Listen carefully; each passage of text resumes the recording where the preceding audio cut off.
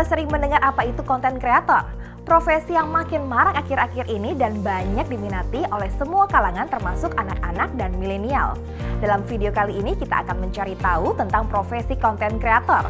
Bagaimana caranya menjadi seorang konten kreator sampai bagaimana bisa menghasilkan uang dari profesi ini.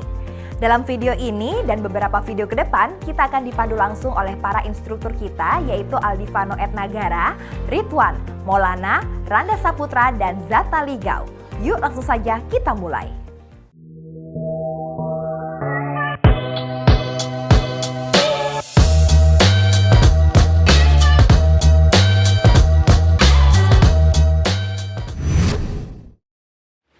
Konten kreator atau pembuat konten adalah orang yang membuat konten dalam bentuk artikel, video, maupun foto.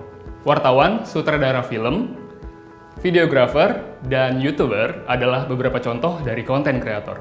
Konten kreator bisa bekerja di dalam sebuah perusahaan, bekerja paruh waktu alias freelance, maupun bekerja secara independen atau bekerja sendirian.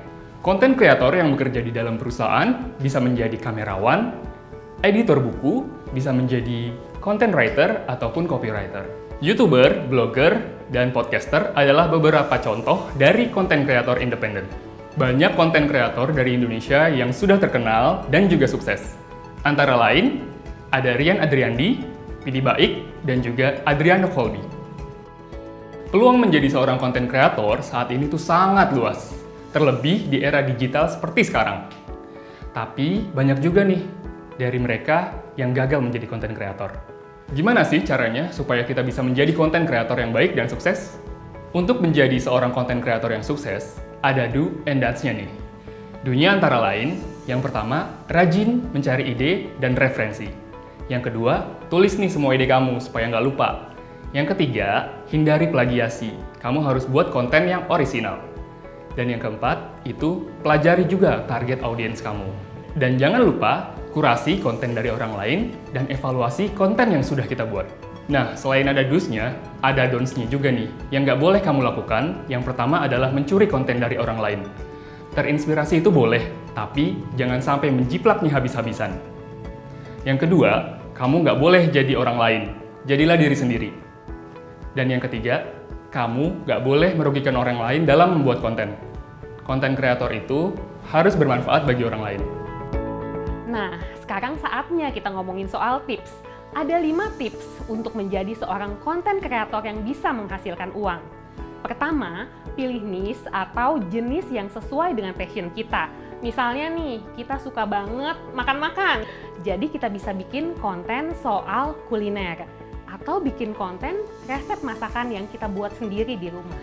Nah, pastikan juga bahwa konten kita bisa menghasilkan uang. Misalnya nih, kita memilih untuk menjadi YouTuber kuliner. Kan kita bisa bekerja sama dengan brand penyedap rasa. Atau kita juga bisa kerja sama dengan restoran-restoran yang ada di sekeliling kita. Berikutnya, kita harus mengikuti tren. Maksudnya apa? Misalnya nih, saat ini lagi tren orang-orang bikin kopi dalgona. Kita juga bikin konten kayak gitu, dijamin viral. Yang terakhir, tapi juga yang terpenting, kalau konten kita sudah bagus, sudah banyak yang mulai melihat konten-konten kita, pastikan personal branding kita juga kita bangun. Karena membangun personal branding akan sangat baik buat kita dari segi penghasilan.